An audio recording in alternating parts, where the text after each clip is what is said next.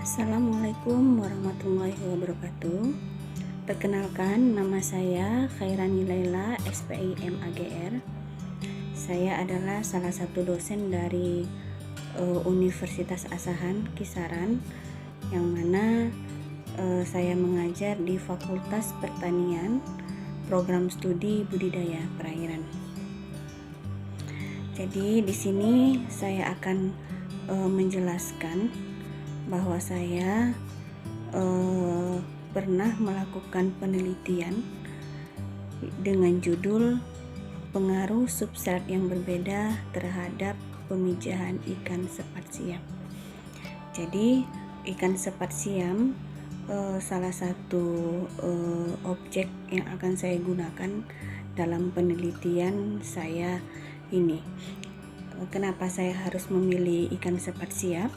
Jadi yang melatar belakangi daripada penelitian saya ini adalah bahwasanya ikan sepat siam atau bahasa ilmiahnya Trichogaster victoralis merupakan salah satu jenis ikan yang potensial untuk dikembangkan menjadi komoditas budidaya yang sangat ekonomis.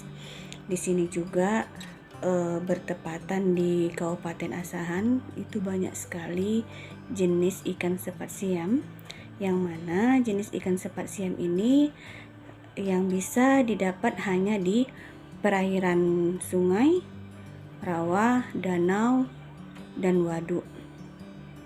Jadi ikan sepat siam ini di Kabupaten Asahan ya banyak berasal dari penangkapan di alam, sangat berpotensi sehingga menyebabkan ketersediaan di alam semakin menurun. Jadi indikasi penurunan kelimpahan ikan sepat siam di perairan Kabupaten Asahan itu semakin kecil. Ukuran ikan sepat siam pun juga semakin kecil karena masyarakat atau nelayan yang khususnya di Kabupaten Asahan terus menangkap ikan sepat siam. Jadi karena terlalu banyak yang tertangkap, jadi setiap hari mereka menangkap ikan sepat siam. Jadi ikan sepat siam di perairan khususnya Kabupaten Asahan itu menjadi menurun. Jadi untuk memenuhi daripada permintaan pasar tersebut, maka saya melakukan salah satu cara untuk melakukan pemijahan secara alami ikan sepat siam ini sehingga kebutuhan daripada pasar terpenuhi. Jadi makanya saya akan melakukan pemijahan ini dengan secara alami, yang mana nantinya saya akan menggunakan beberapa perlakuan, yang mana perlakuannya nanti saya akan buat itu 5 perlakuan dan 5 kali ulangan, yang mana perlakuannya nanti akan saya buat berupa substrat tanaman air, yaitu eceng gondok, apu-apu, kiambang, dan satu lagi tidak memakai substrat. Jadi yang mana nantinya tujuan daripada penelitian saya adalah mengetahui substrat yang berbeda terhadap tingkat populasi ikan sepat siam, serta mempengaruhi substrat yang berbeda terhadap daya tetas telur dan kelangsungan larva ikan sepat siam atau bahasa ilmiahnya Trichogaster victoralis. Jadi sudah mengetahui nanti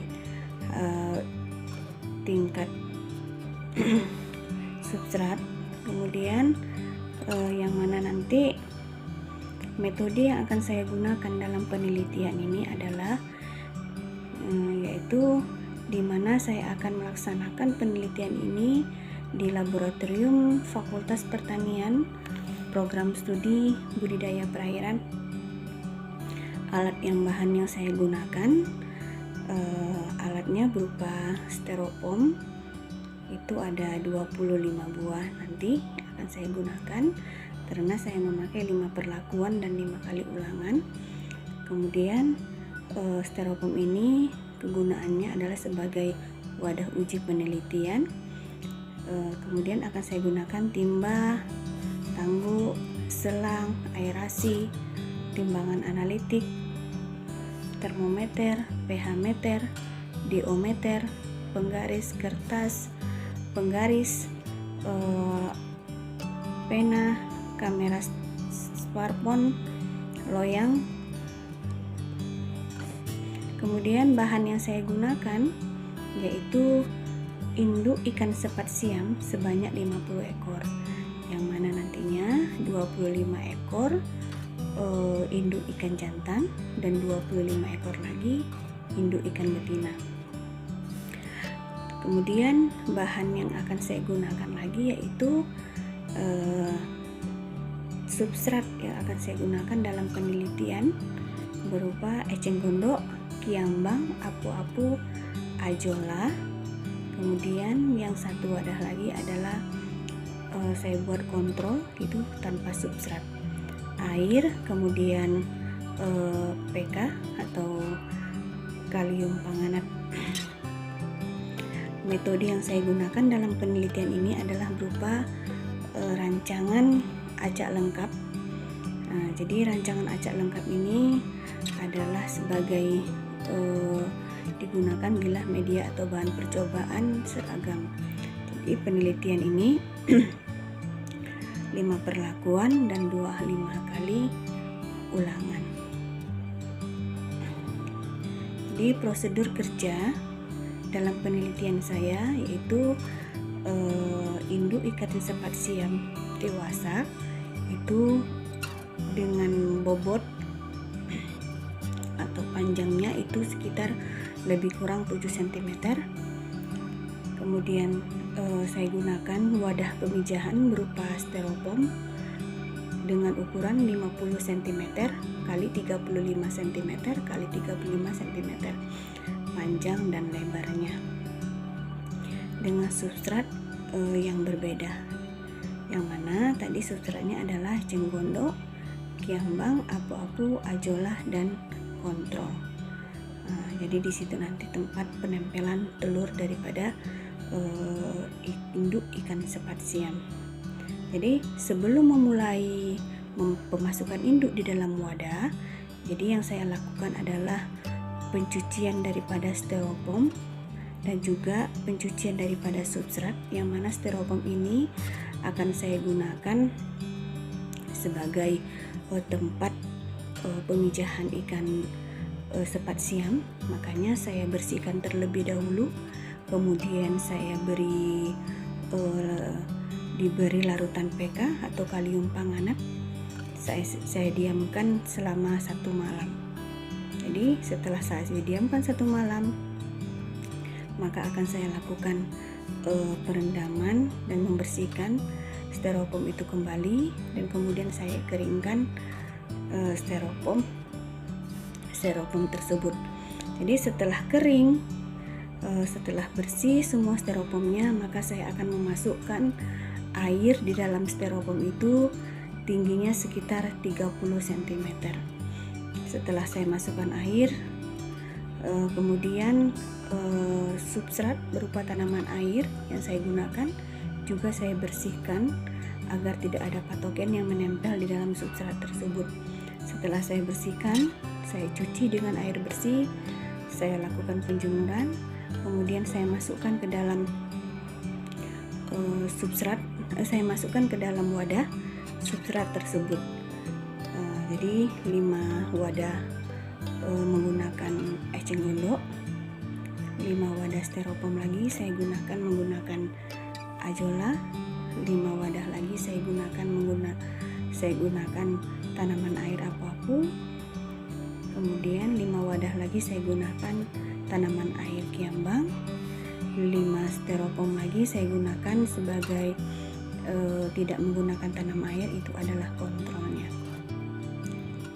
Jadi setelah wadah siap, air sudah dimasukkan, substrat sudah dimasukkan, maka saya akan lakukan pemilihan induk. Jadi sebelum kita memasukkan ke dalam wadah, kita harus memilih calon induk daripada ikan sepat siam terlebih dahulu. Makanya induk tersebut diseleksi apakah benar-benar induk tersebut sudah matang gonan atau belum.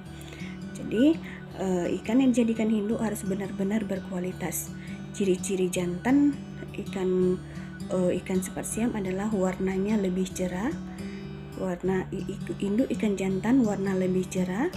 Kemudian sirip punggung panjang hingga panjangnya sampai dasar pangkal sirip ekor, dan ditambah lagi dengan bentuk tubuh yang lancip seperti sirip punggung ikan gurami.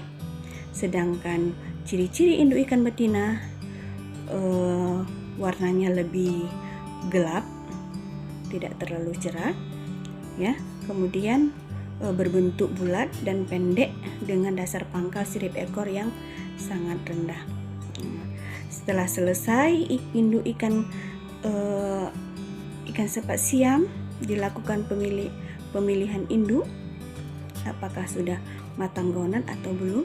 Kemudian akan saya coba urut sedikit apakah mengeluarkan cairan atau seperti apa.